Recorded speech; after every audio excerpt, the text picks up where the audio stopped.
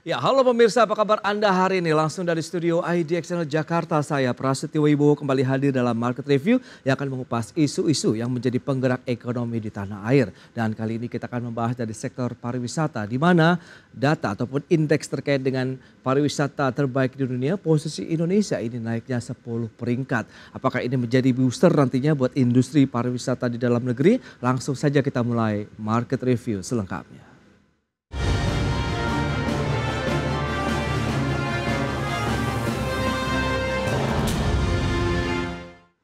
Peringkat Indonesia dalam indeks pariwisata terbaik dunia naik 10 tingkat menjadi posisi ke-22. Bahkan Indonesia menempati peringkat ke-6 untuk wilayah Asia Pasifik dan posisi kedua di wilayah ASEAN.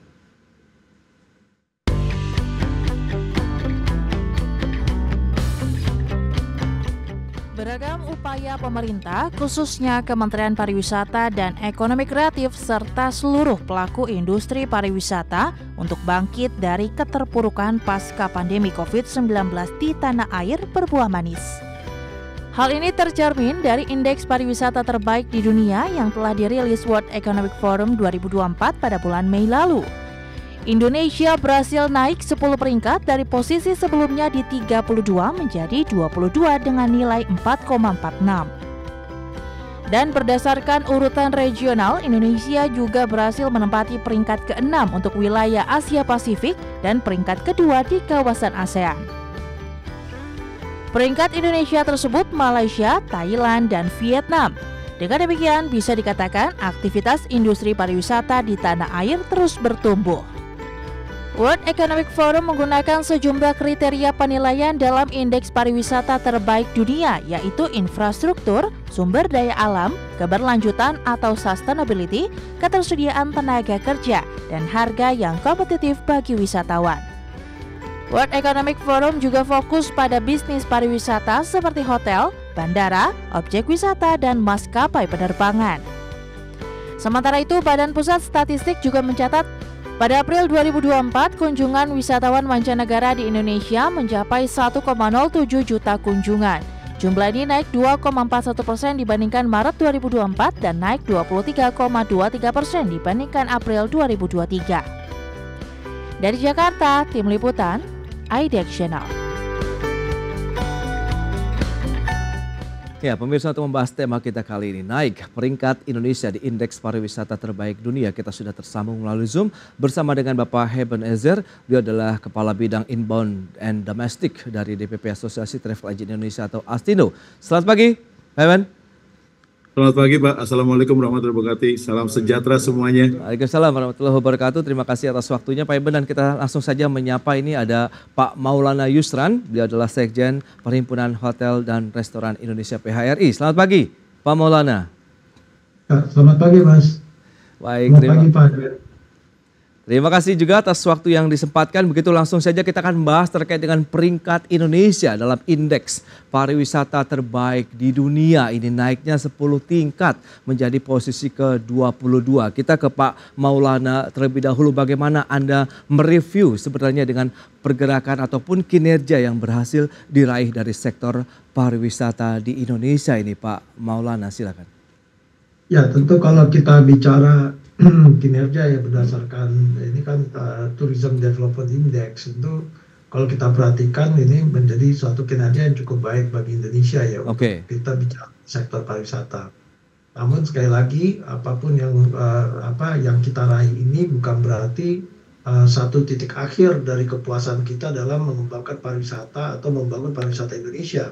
Karena PR atau pekerjaan rumah kita ke depan untuk terus mempertahankan apa yang sudah dihasilkan dari penilaian dari indeks tersebut, itu juga menjadi suatu PR yang cukup besar nanti, karena kompetisi kita di pariwisata itu dengan antar negara itu cukup kompetitif di saat ini, dengan di tengah juga tantangan-tantangan yang harus kita hadapi di situasi atau dinamika yang terjadi saat ini ya di dunia ya, baik itu dari sisi tantangan global crisis ya kan, terus masalah transportasinya dan seterusnya.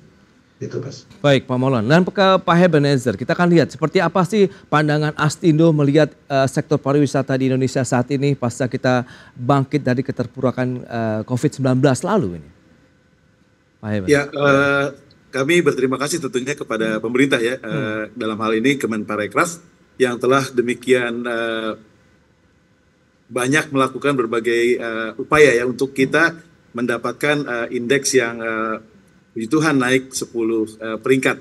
Ya. Tapi tentu saja kalau kita lihat bagaimana kinerja di kami terutama tour and travel itu sekarang ini dibandingkan dengan masa COVID kemarin baru sekitar 70 atau 80% lah back to normal. Jadi masih perlu seperti yang tadi Pak Maulana Yusuf sampaikan, masih perlu berjuang lebih banyak lagi agar kita bisa selain mempertahankan tentu saja meningkatkan hal-hal yang telah kita capai. Dan kami berharap sebetulnya peningkatan ini tidak terjadi hanya sentralis di satu destinasi tertentu, tapi boleh menyebar sampai ke berbagai tempat di Indonesia. Tidak hanya di Jawa dan Bali saja atau sekarang sedang NTT gitu ya. Tapi kita ingin juga misalnya ke Kalimantan, Sumatera mulai digenjot dengan Tobanya dan sebagainya. Dan insya Allah ini berkembang sampai ke kawasan Sumatera lainnya, tapi tentu saja seperti Sulawesi yang punya keunikan sendiri dan kalau kita tahu IKN pindah ke Kalimantan ya seyogyanya Kalimantan ini juga dipacu ya untuk bisa mempunyai pariwisata yang berkualitas dan juga menjadi destinasi unggulan yang ada di Indonesia. Baik, nah Pak Maulana ini menarik kalau kita lihat dari sisi kriteria penilaian tersebut kan tadi sudah disampaikan juga ada infrastruktur, sumber daya alam, keberlanjutan begitu atau sustainability, kemudian ada juga ketersediaan tenaga kerja dan harga yang kompetitif bagi wisatawan. Nah bagaimana Anda melihat kondisi dari komponen-komponen tersebut saat ini? Apakah memang sesuai dengan yang masuk dalam artian kriteria penilaian tadi, dalam artian juga ini sesuai dengan harapan dari pelaku usaha sendiri di sektor pariwisata kita? Ya, jadi gini Mas, pertama kita peringkat kita di 22 itu kebanggaan kita bahwa di Eastern Asia Pasifik kita nomor 2 ya setelah Singapura itu 21. Tapi kembali lagi tadi saya katakan catatan-catatan kita juga masih ada terkait masalah isu keberlanjutan, infrastruktur, terus juga digitalisasi itu juga mesti menjadi catatan bagi kita ya. Indonesia, apalagi kalau kita bicara keberlanjutan ya kan. Ini menjadi penting karena apa? Karena kita di era otonomi tingkat 2 kita saat ini yang sedang otonomisasi daerah ya. Ini juga menjadi satu tantangan bagi kita untuk menyelesaikan masalah isu keberlanjutan. Jadi ini konsistensi karena kan kewenangan itu ada di yang memiliki regulasi itu selain pemerintah pusat juga ada pemerintah tingkat 2 kan, kemudian juga ada pemerintah tingkat 1. Ini yang menjadi sebagai contoh lah misalnya kita melihat satu permasalahan akhir-akhir ini di Bali yang kita akan Bali itu menjadi satu gate kita atau gerbang bagi wisatawan ya atau pariwisata, gerbang pariwisata kita. Nah ini harus segera dicari jalan keluarnya bagaimana itu bisa selesai terkait dengan isu over tourism ya kan itu kan ujungnya akan menyangkut masalah keberlanjutan ya kemudian belum lagi kita bicara terkait masalah regulasi atau master plan dari pembangunan infrastruktur pariwisata kita ya kan itu juga harus dilihat sebagai contoh yang saya lihat lagi adalah pengembangan Labuan Bajo. Ini kalau tidak hati-hati nanti akan terjadi lagi pembangunan yang seperti yang terjadi di Bali saat ini kan yang viral kan misalnya contoh bahwa bagaimana kemacetan itu terjadi. Kemacetan itu tidak hanya dari pertambahan penduduk, tapi dari pembangunan yang diakibatkan terjadinya pembangunan itu juga bisa berdampak kepada sumber dari kemacetan itu sendiri. Jadi bagaimana kita fokus bagaimana bahwa pariwisata itu kita mengunggulkan yang namanya budaya dan potensi alam. Itu dulu nomor 1. Nah, bagaimana kita menjaga ini? Nah, itu yang tadi saya sampaikan masalah isu keberlanjutan. Belum lagi kita juga bicara masalah perkembangan digitalisasi saat ini yang juga akan berdampak kepada SDM pariwisata itu sendiri dan bagaimana pemerintah juga menjaga persaingan usaha terhadap digitalisasi. Itu dia. Hal-hal jadi concern kita, Mas. Betul, dan concern jadi Pak Heben juga tadi adalah pemerataan berarti ya lokasi-lokasi destinasi wisata di Indonesia begitu. Jadi tidak terpusatlah kepada satu titik saja, misalnya Bali, bisa dicari lagi yang bisa lebih eksotis, yang bisa lebih menjual lagi bagi wisatawan internasional maupun domestik begitu. Nanti kita akan bahas di segmen berikutnya apakah masuknya juga Indonesia dalam indeks pariwisata terbaik dunia dan naik dari peringkat ini juga akan berkorelasi dengan pergerakan manusia begitu, dalam artian penduduk Indonesia dalam melakukan wisata. Kita bahas nanti di segmen berikutnya, dan pemirsa tetaplah bersama kami.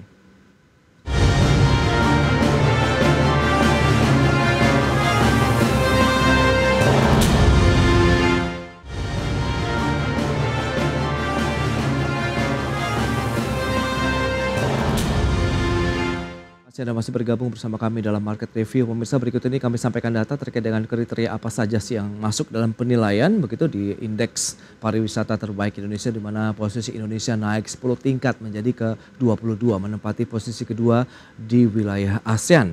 Ini ada infrastruktur, sumber daya alam, keberlanjutan, kemudian ketersediaan tenaga kerja, harga yang kompetitif bagi wisatawan, ada juga hotel, kemudian bandara, objek wisata dan maskapai penerbangan. Dan berikutnya kita lihat negara asal wisatawan mancanegara yang datang ke Indonesia, data dari BPS per April 2024. Ya, seperti yang bisa Anda saksikan itu Malaysia mendominasi 15,99%, menyusul ada Australia 11,99% dan China 8,06%. Itu dia banyaknya turis mancanegara ke Indonesia. Berikutnya kita lihat dari negara tujuan wisatawan nasional yang ke luar negeri, ini kemana aja sih? Bisa Anda saksikan di layar televisi Anda. Baik, yang pertama tujuan dari WNI ke luar negeri lagi-lagi ke Malaysia 33,17%, berikutnya ada Singapura 16,33% dan Arab Saudi 10,65%, China 5,44%. Dan kita lihat tren pariwisata di tahun 2024, ini kalau memang sudah diproyeksikan dari Kemenparekraf ada business and leisure atau leisure, kemudian wellness experience, deep and meaningful dan juga set jetting. Baik, kita akan lanjutkan kembali perbincangan bersama dengan Bapak Heben Ezer, Kabid Inbound dan Domestik dari Stindo, kemudian Pak Maulana Yusran, PHRI.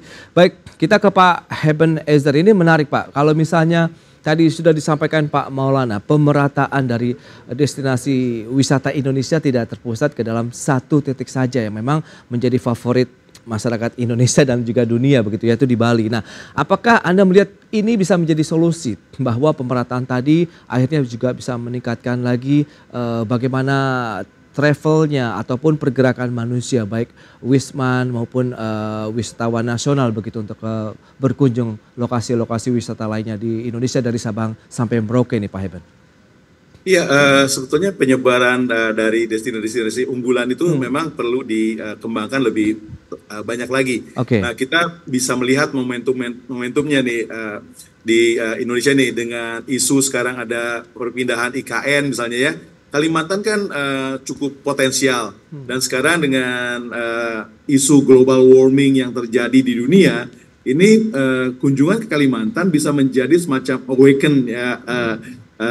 Tourism gitu ya, bahwa mengingatkan lagi bahwa pentingnya hutan dan sebagainya, kearifan lokal masyarakat Dayak memelihara hutan dan sebagainya, ini bisa menjadi potensi kunjungan wisatawan. Tadi kebermanfaatan dari kunjungan tersebut itu menjadi nilai dari perjalanan itu sendiri, perjalanan wisatanya.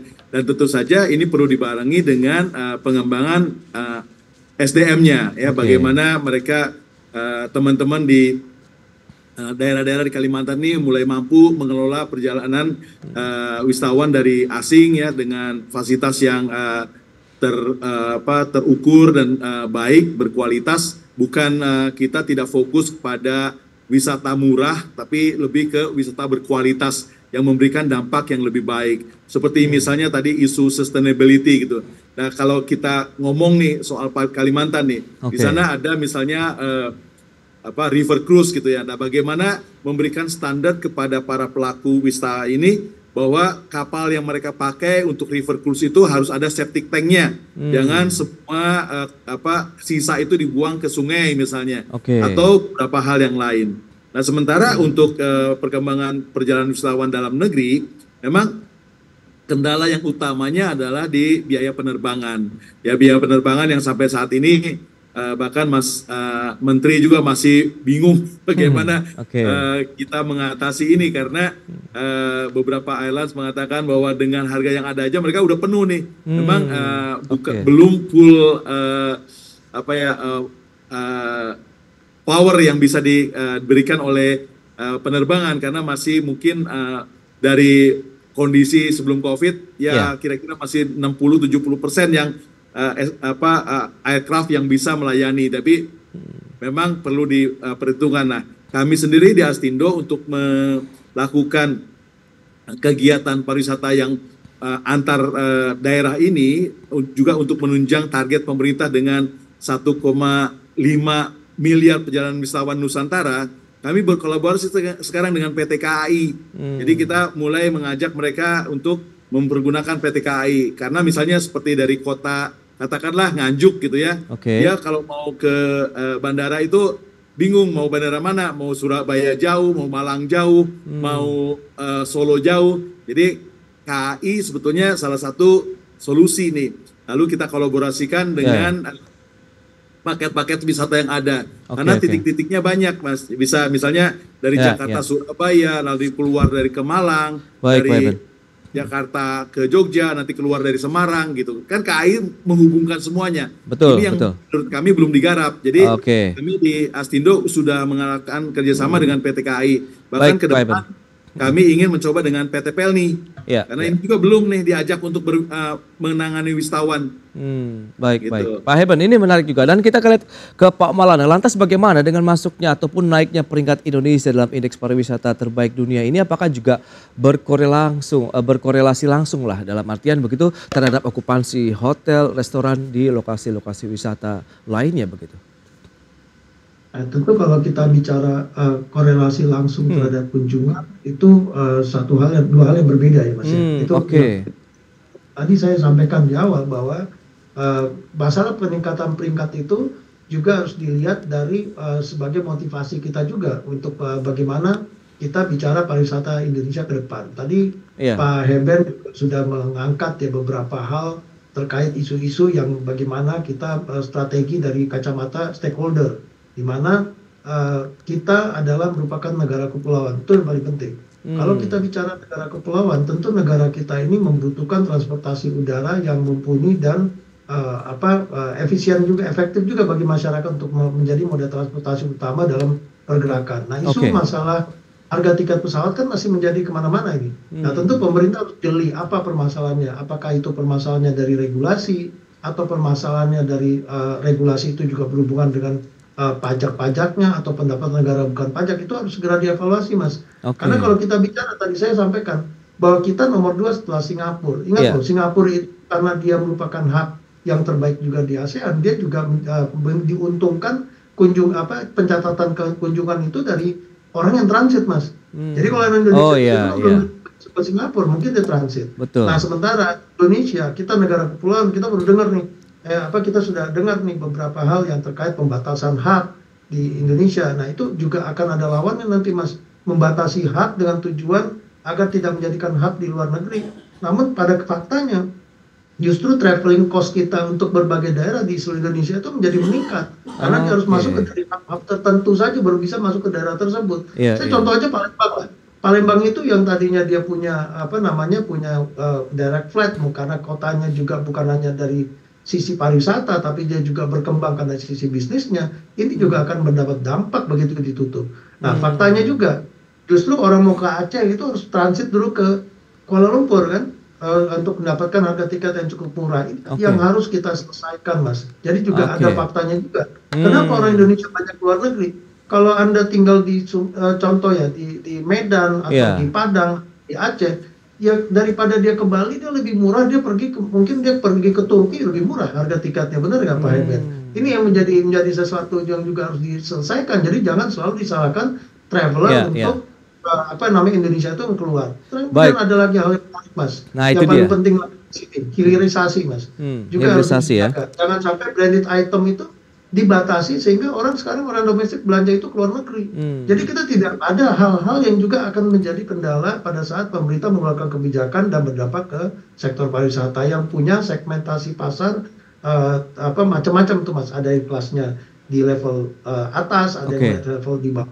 Demikian Mas. Baik, nah itu dia rekomendasi apa yang mungkin bisa disampaikan begitu dari PHR maupun Astindo, kita bahas nanti di segmen berikutnya. Kita akan jeda kembali sebentar. Pemirsa, kami akan segera kembali usai pariwara berikut ini.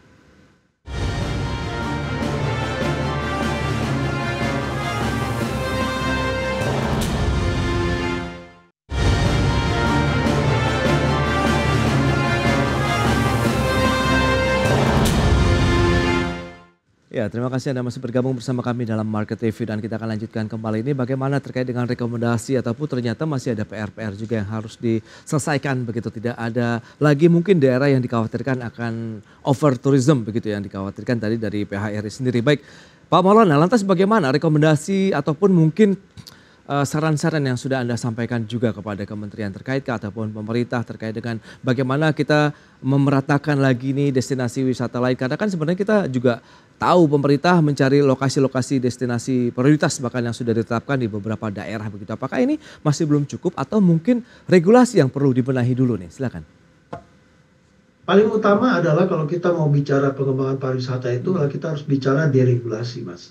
Deregulasi ini adalah bagaimana konsentrasi pengembangan itu didukung oleh regulasi yang ada. Ini nomor satu. Di dalam regulasi itu kita harus lihat yang sekarang lagi seru-serunya itu bagaimana digitalisasi dari platform asing yang mereka bisa berpraktik di Indonesia tanpa harus membayar pajak. Nah ini kan berarti ada ketidakpastian hukum yang terjadi akibat regulasi tersebut, atau memang monitoring evaluasinya yang tidak dilakukan. Nah yang kalau kita perhatikan bukan regulasinya yang nggak ada, tapi pelaksanaan monitoring terhadap dari pemerintahnya belum ada. Kemudian yang kedua adalah dari regulasi itu adalah master plan. Kita bangun destinasi super prioritas, apakah ada master plan untuk keberlanjutan? Itu juga pertanyaan Mbak. Jadi jangan sampai nanti dibangun sehingga dia overpopulate nanti terhadap target wisatawannya, ini masalah. Dan kemudian juga yang kedua yang paling penting itu adalah cost of traveling Mas.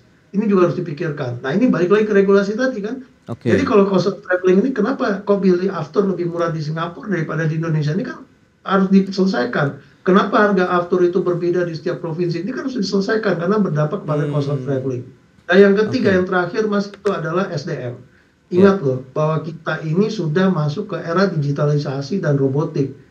Dan serapan tenaga kerja itu faktanya untuk di sektor kami di hotel dan restoran saja ya, itu serapannya sejak adanya COVID itu tidak sama dengan 2019, itu mengecil. Kebanyakan mereka menggunakan multitasking dan implementasi penggunaan robotik dan segala sesuatu yang serba digital itu terjadi faktanya. Nah ini harus juga diperhatikan bagaimana nanti penyerapan SDM tenaga kerja dan implementasi pariwisata 5 tahun ke depan terhadap SDM. Nah kalau kita bicara ini secara konkret Mas, isu keberlanjutan tadi, isu infrastruktur, isu pengembangan pariwisata kita ini juga nanti akan menjadi problem di kita itu sendiri. Jadi sekali lagi kemenangan ini juga harus diinikan menjadi satu acuan kita, semangat kita untuk terus mengevaluasi ke dalam, karena pariwisata itu Mas adalah bisnis kolaborasi. Jadi bukan, kita tidak bisa berdiri sendiri. Kami hotel nggak bisa berdiri sendiri, tanpa Pak Heben kami tidak bisa juga untuk menarik wismannya atau wisnusnya. Ini mesti menjadi kunci. Baik. Oke Pak Maulana, ini menarik kalau kita lihat berarti regulasi yang masih perlu dibenahi lagi. Nah Astindo sendiri melihat bagaimana Pak Heben, Anda melihat apakah memang dari sisi regulasi ini memang perlu ada satu penguatan lagi begitu di beberapa sisi, sehingga tadi apa yang diharapkan dari teman-teman PHRI pun bisa sejalan begitu untuk menjaga industri pariwisata kita juga masih bisa bertumbuh positif dengan tadi tidak hanya di satu lokasi saja, tapi beberapa lokasi yang memang sudah ditetapkan pemerintah pun juga ikut bertumbuh begitu di sana Pak. Iya Pak, saya setuju dengan apa yang disampaikan oleh Pak Maulana Yusran ya, bahwa memang regulasi ini adalah fondasi untuk pengembangan kepariwisataan secara menyeluruh ya, baik itu berkualitas dan berkelanjutan. Nah, memang perlu ada satu penelitian atau penelaahan yang lebih mendalam lagi nih berkenaan dengan regulasi, karena tidak hanya tadi dari segi mobilitas dari wisatawan juga, tapi juga bagaimana kita bisa membuat pelayanan berkualitas. Nah, sementara salah satu mungkin yang kami melihat dari Astindo terutama adalah bagaimana SDM kita. Ya betul tadi yang sudah dibahas bahwa transportasi, mobilitas dari wisatawan ini juga salah satu yang harus jadi pertimbangan ya. Sangat penting bahkan. Tapi tentu saja agar jangan sampai ada backfire kepada kegiatan pariwisata itu sendiri, SDM-nya yang perlu kita kembangkan. Kita benar-benar benahi, karena kami dari Astindo melihat bahwa sinkronisasi antara penyedia SDM dalam hal ini bidang pendidikan ya dengan industri itu tidak terjadi dengan baik. Masih ada ketimpangan di sana. Jadi apa yang dihasilkan oleh bidang pendidikan ada sebagian besar itu tidak bisa diterima oleh industri karena masih belum bisa memenuhi the latest requirement dari industri itu sendiri. Ya misalnya, tapi juga perlu misalnya seperti yang mungkin tadi dicontohkan oleh Pak Maulana Yusran di NTT di Labuan Bajo gitu ya. Dalam 2 tahun hampir 3 tahun ini ada 3 bintang 5 di sana yang dibangun. Tapi SDM-nya tidak disiapkan dengan baik sehingga masyarakat lokal tidak bisa memenuhi keperluan SDM di sana. Nah, bayangkan terpaksa didatangkan dari tempat lain yang kebetulan juga mungkin belum memenuhi standar itu, tapi daripada tidak ada ya ditaruh ke sana. Seperti di salah satu hotel di bintang 5 yang dekat dari tempat pasar ikan itu kalau udah musim rame, mereka rekrut dari lokal yang SDM-nya tidak memenuhi standar. Gitu. Ini juga perlu diperhatikan. Jadi mungkin evaluasi itu perlu disampaikan, misalnya kalau Anda membangun hotel bintang 5 terutama atau bintang 4 gitu ya. Tapi hotel itu juga pada saat investasi itu bertanggung jawab untuk mempersiapkan SDM-nya. Bagaimana SDM yang akan dipakai, seperti di salah satu hotel di Sumba ya. Mereka membangun hotelnya 5 tahun, tapi mereka mempersiapkan masyarakat itu selama 5 tahun juga untuk menjadi SDM di hotel tersebut. Dan hingga hotel ini sekarang menjadi hotel termahal di dunia tuh Pak. Jadi ini luar biasa. Nah, bagaimana kolaborasi ini yang bisa dibangun, bahwa masyarakat lokal ini perlu dimenangkan gitu ya, agar mereka menjadi pelaku di destinasi pariwisata di mana ini berlangsung. Baik, itu dia. Ternyata memang masih ada beberapa PR juga, pekerjaan rumah yang perlu dilakukan juga oleh pemerintah. Tapi yang penting tadi adalah kolaborasi ya, saling bahu-membahu dari pelaku industrinya, pemerintahnya, dan masyarakat setempat begitu untuk membangun industri pariwisata di daerahnya juga lebih maju lagi. Apalagi dengan masuknya dan naik kelasnya Indonesia dalam indeks pariwisata terbaik dunia, tentu ini bisa menjadi booster bagi industri pariwisata Indonesia ke depan. Pak Maulana Yusran, terima kasih banyak atas waktu yang disempatkan dan informasi yang sudah Anda sampaikan, dan juga Pak Heban, terima kasih juga atas insight yang sudah Anda sampaikan kepada pemirsa hari ini. Selamat melanjutkan aktivitas Anda kembali. Salam sehat Pak Maulana, Pak Heban. Terima kasih. Terima kasih Pak. Ya pemirsa, jangan beranjak dari tempat Anda. Kami masih akan segera kembali tentunya dengan informasi menarik lainnya terkait dengan menjaga asa pertumbuhan kredit perbankan Indonesia. Kami segera kembali.